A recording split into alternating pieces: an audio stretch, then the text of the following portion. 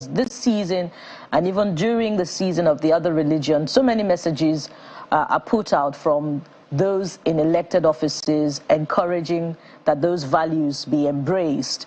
But we also often wonder why the results trickling down from those offices are in contradiction of the expectations of the followership. But let's talk about the role of the men in cassock also themselves, either adorned physically or by conviction.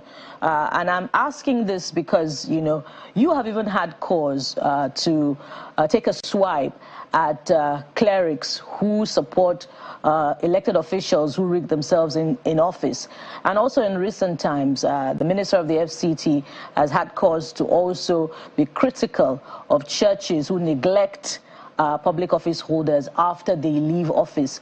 That statement, you know, cannot be ignored without cause for reflection about what exactly is going on, you know, behind the scenes that would have necessitated that kind of comment. So my question is, what comes to your mind when you reflect on this? And are there opportunities, you know, for truth-telling among members of the cassock, you know, beyond the microphones, beyond the pulpit, about what really their conduct should be in reflecting the values, yet again, of the season that we're talking about? I mean, thank you so much for that very important question. Let me start from here. There's an old saying that you cannot be more Catholic than a Pope. Jesus himself had 12, and among the 12, there was one who was a thief.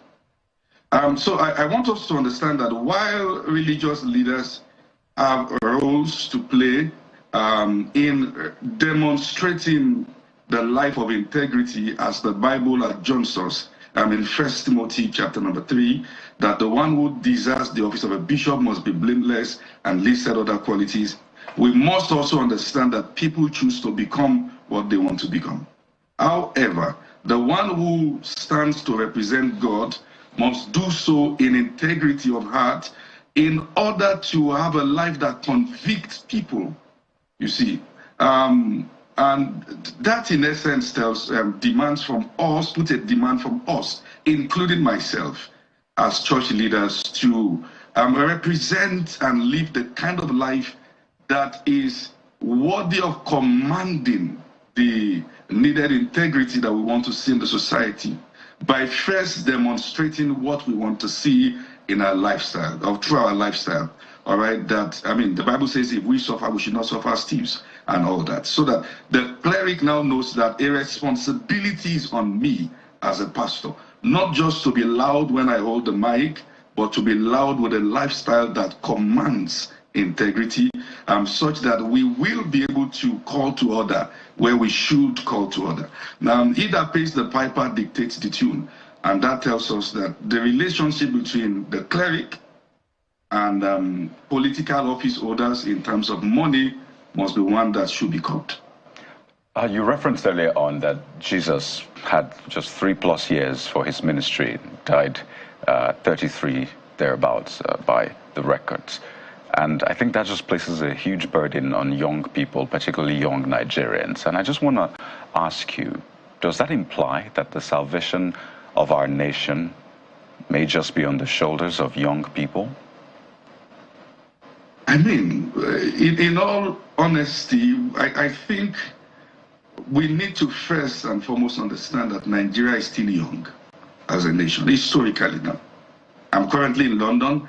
I mean, and I'm looking at things here, and I'm saying, in all honesty, while these nations have the hype, we should thank God for Nigeria. Let's start from there. Okay, sometimes people who maybe have not stepped outside the shores just believe that maybe there are some gold somewhere on the trees and everywhere here. All right, but we must also understand it is not about being young. Some young people are more crooks than those who they call crooks. It is about carrying the lifestyle and the needed knowledge, the balance, all right, to lead the nation to where it should go. So age does not directly impact that. Anyone who has what it takes should get there.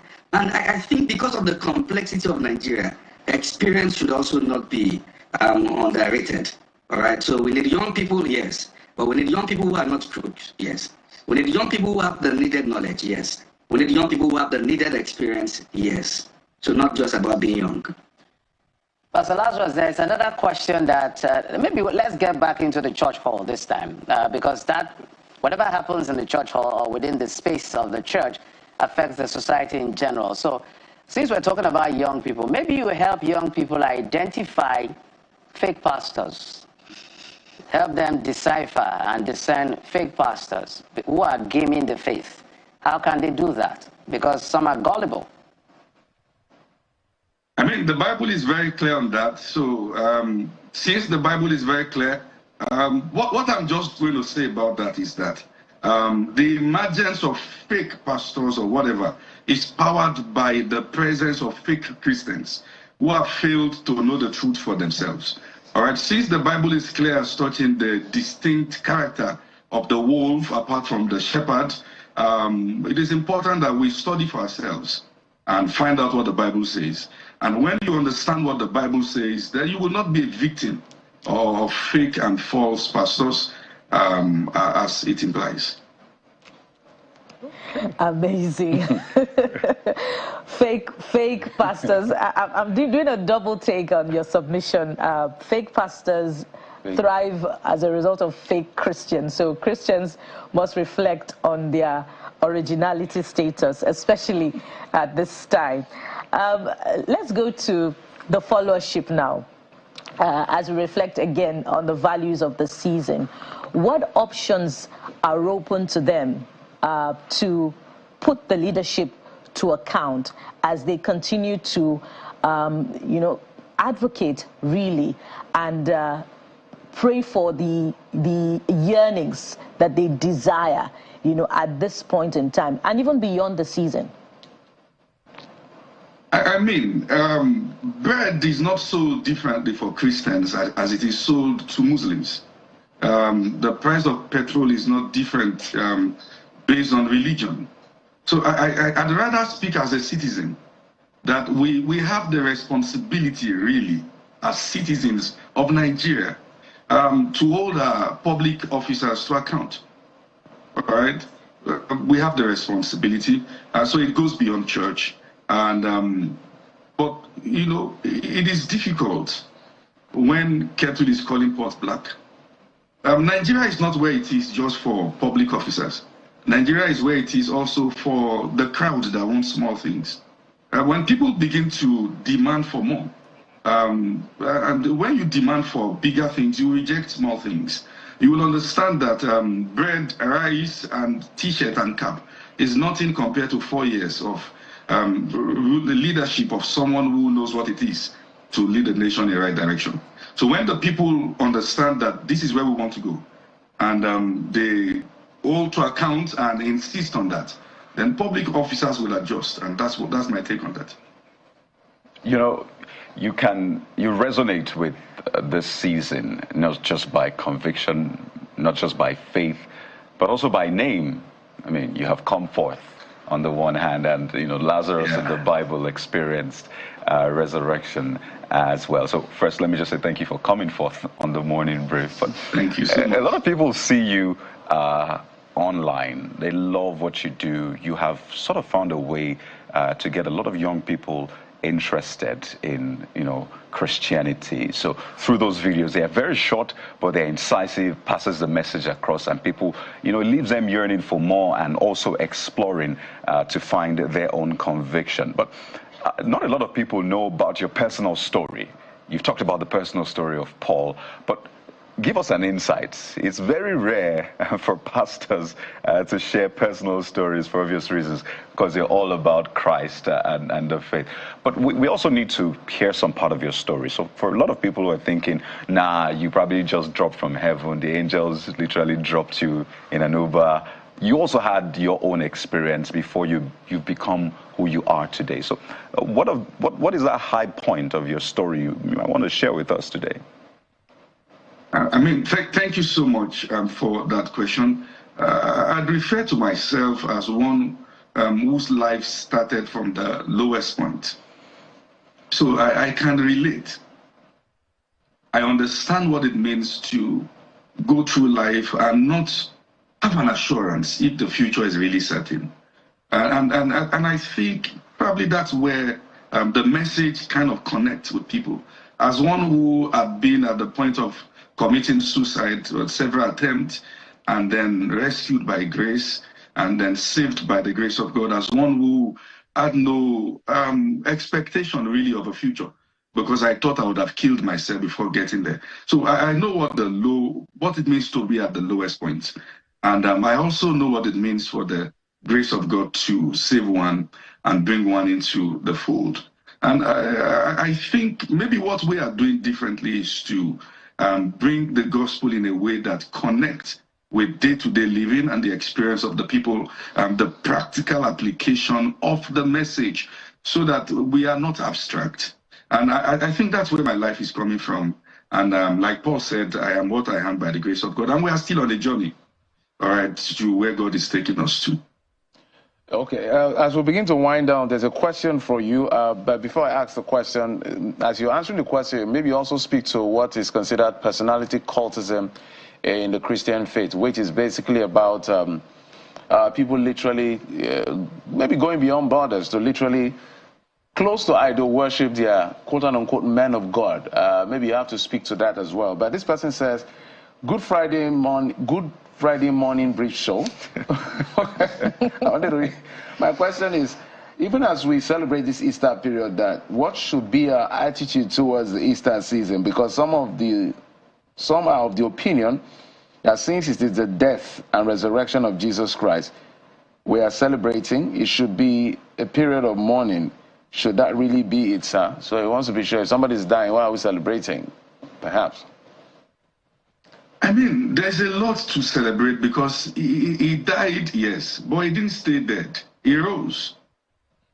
He rose never to die again. And the Bible said when he rose, we also rose with him, in essence, from the grave. So that's what we are celebrating. We are celebrating life, not death. Okay? That's the essence, really. Do I answer to the issue of personality cultism? Yes, now? please, go ahead. Okay. All right. So it's in two ways, really. First is in the part of the clergy. I think the form of leadership or demonstrated really to an average African is the monarchical system, where there's a king and then there are people following. But that is not what the Bible demonstrates. We have Jesus that lived as a man and then ate with people, had day-to-day conversation, interacted with people. So in essence, that is the call on us. We have not been called as celebrities. Rather, we have been called as leaders. I mean, I remember recently, one of my videos was misunderstood and misconstrued by the general public, where I spoke about the need, all right, for certain structures in church, and then why not? Why can't there be protocols? Not bodyguards, you see. But I don't want to go there into that. People sometimes, because of gratitude, tend to overstep the boundary of communicating gratitude. And sometimes there are some who create the structure for their own agenda. All right. But what I say now is that we must understand that times are changing. And we are facing a generation with a very unique challenge, that our operations and our style must change to meet with the unique demands of that generation. It is time for the shepherd to smell as the sheep. All right, and then that's the balance I'm going to bring to that. Quite insightful, Pastor Femi Lazarus, lead pastor of Self-Light Church. Thank you so much for your insight, and we'll continue to watch those videos and get more insight. Lots of young people like you, we must say that, and I'm sure they are rooting for you. But we must thank you for taking our time to bring to us the importance and the essence of this particular season, and wish you the very, very best as you progress in your journey of ministry. Thank you, sir. Thank you so much for having me. Well, that's it on that particular conversation. Of course, we'll switch gears now after this break. He's already here with us. He's a bit eccentric in everything you can talk about as far as his style is concerned and his music. His name, Testimony Jagger, joins us after this break. Join us again.